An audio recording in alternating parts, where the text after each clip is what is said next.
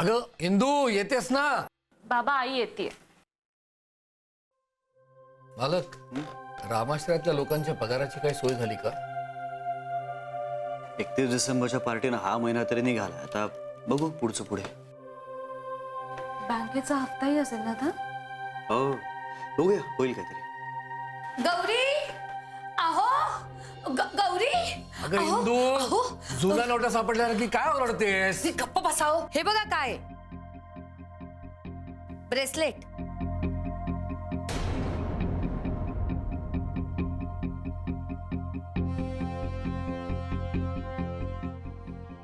Bracelet?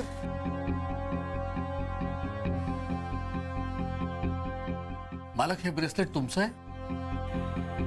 Indu, तुझ्याकडे bracelet कुठून आलं? कपिल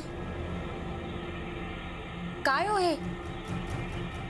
गौरीने तर मला सांगितलं तुम्ही हे ब्रेसलेट गहाण ठेवून पैसे आणलेत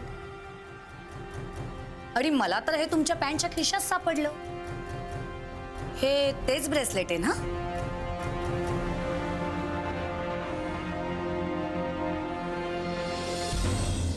गौरी, कपिल, अरे म्हणजे मी तू का सांगितलं साईला?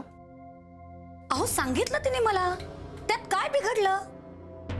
आई, मी तुला हे सांगितलं कारण मला तुला हे सांगायचं होतं की कपिल खूप मानी आहे. कोणाचेही उपकार त्याला त्याच्या डोक्यावर ठेवायला नाही आवडत, म्हणून त्याने ब्रेसलेट गहाण ठेवून पैसे अरेंज केले. हो, पण मानी माणसं खोटं बोलत नाही. आई, हे बघ, मला ते मानी वगैरे काही समजत नाही. माझा एक साधा सरळ प्रश्न आहे. हे जर ब्रेसलेट इथे आहे तर पैसे आले कुठून?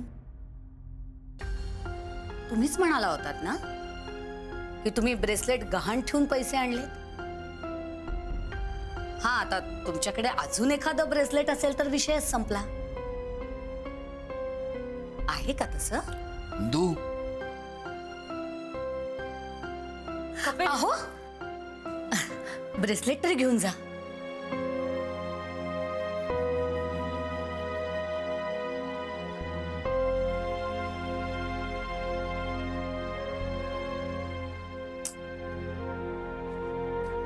इंदू, तुझा काय प्रॉब्लेम आहे? कुठे काय प्रॉब्लेम आहे? अच्छा, म्हणजे सगळं करून सवरून नामा निराळ का? तुम्ही काय ते स्पष्ट बोला. हा, मी उगाच काही ऐकून नाही घेणार. मी काय म्हणतोय ते तुला चांगलं कळतंय. मी अंतर्ज्ञानी नाहीये, मला सगळं माहित असायला. मालकांचा अपमान करायची काय गरज होती? मिळालं, ब्रेसलेट मिळालं, पण इतकी बोंबाबोंब करायची काय गरज होती? मी काय केली हो बोंबाबो? हा, आणि अपमानाचं म्हणाल ना तर मला स्पष्ट बोलायला आवडतं. हा, आता समोरच्याला तो जर अपमान वाटत असेल तर त्यात माझी काय चूक? इंदू, मला वाटतं चौकशी करण्याची पण एक रीत असते, पद्धत असते. तू ज्या भाषेत मालकांशी बोलीस ना, ती भाषा मालकांना अपमानास्पद वाटू शकते. हा, म्हणजे त्यांनी खोटं वागायचं पण आपण काही बोलायचं नाही. अरे खोटं काय खोटं? काय खोटं? अजून काही सिद्ध झालेलं नाहीये. तुम्हाला काहीच दिसत नाहीये का हो? का तुम्ही मुद्दामून डोळ्यावर झापडं लावून फिरताय? इंदू, बस. आज मी ऊपर झाडाला पाणी घालतो आहे, घालतो आहे. अतरण, हा मालक.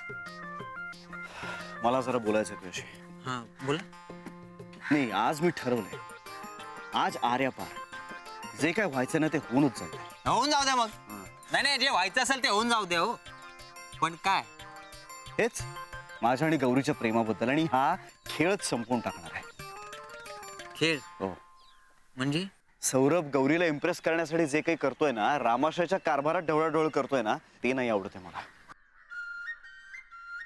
तुम्ही ना एकदा काय त्या सौरभचं नाक ठेचून काढा. अशातलं आपल्याला काहीही करायचं नाही अत्र. त्याचं नाक ठेचणं हा काय आपल्या आयुष्याचा अजेंडा नाहीये. मी फक्त त्याच्याकडे जाणार आहे आणि त्याला सरळ सरळ सांगून टाकणार आहे, हे सगळं संपवणार आहे. बस. मी काय म्हणतो, काय? त्याला असा रामाश्रयाच्या कोपऱ्यात देतो आणि चांगला बुकलून काढतो.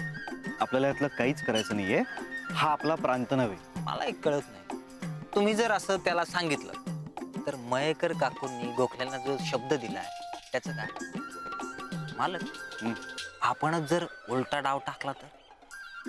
म्हणजे आपण असं काहीतरी करायला पाहिजे जेणेकरून साप पण मरेल हे काठी पण शाबूत राहिली पाहिजे. अरे देवा, पुन्हा हाणामारी, पुन्हा तू पुकळणार. अहो नाही होत. आपण असं काहीतरी करायला पाहिजे जेणेकरून सौरभने स्वतःहून या लग्नाला नकार द्यायला हवा आणि खरा खुरा नाही नाही, पण हे कसं काय होईल? कसं काय करायचं.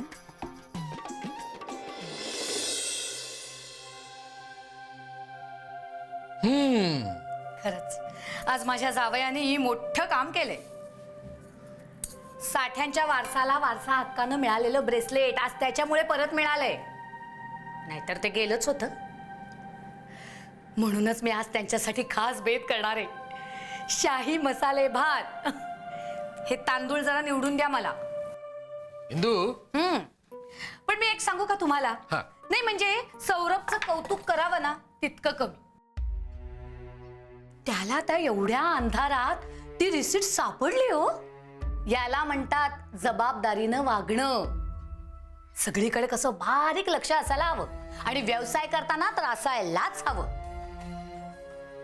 नाहीतर कपिल बघा एवढा गोंधळ चाललाय त्या रामाश्रयात आणि ह्यांना साधी एक रिसिट सांभाळता येत नाही. कसं सांभाळणार आहेत रामाश्रय देव जाणे.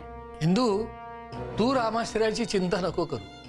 कशी करू नको चिंता मी? हा सांगा ना, मी कशी करू नको? नाही, यांनी रामाश्रय सांभाळलं तर हे रामाश्रयाला कर्जातून बाहेर काढणार ना. आणि तुम्ही काही झालं की मालक. खरंच कळतात का हो तुम्हाला माणसं? सौरभ बघा व्यवहाराला कसा पक्का आहे आणि म्हणूनच माझी निवड योग्य आहे, बरोबर आहे. कोण व्यवहाराला जास्त पक्का आहे, कोण दुसऱ्यापेक्षा जास्त हुशार आहे, कोण धनवान आहे, अशी आपण मालक आणि सौरभ यामध्ये स्पर्धा लावतोय की काय? नाही म्हणजे तसं नाही मला म्हणायचंय. तुला काय म्हणायचं ते मला बरोबर कळतंय इंदू. ताकासाठी त जरी उच्चारलास ना तू तरी मला कळतं की तुला भातावर साधं ताक हवंय का फोडणीचं. काय? इंदू, माणूस जेव्हा चुकतो ना तेव्हा तो कारण नसताना जास्त बडबड करू लागतो. तू जरा कमी बोल हा, नाहीतर पकडली जाशील. मी काय केलंय? तुम्ही कुठला विषय कुठे नेताय हो? मी कुठे नेत नाहीये. तू कुठून कुठे चाललेस ना ते तुला सांगतोय. परमेश्वराचे आभार मान, सापडली नाहीस तू. सौरभने तुझं नाव घेतलं नाही.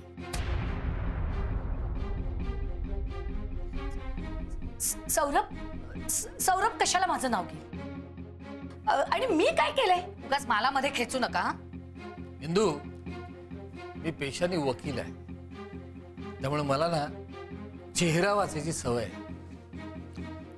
त्यातून मी तुझा नवरा आहे, त्यामुळं तुझ्या मनाचा थानपत्ता देखील मला माहिती आहे. सौरभ ज्या म्हणाला की मला तुमच्यापैकीच एकाने मदत केली तेव्हा तुझा चेहरा किती घाबरलेला होता ना.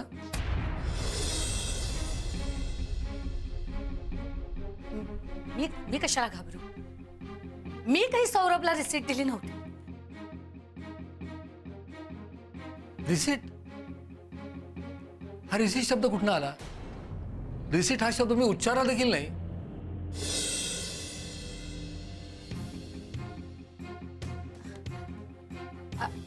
आलेच मी केशर राहतच राहिलं, घेऊन आले.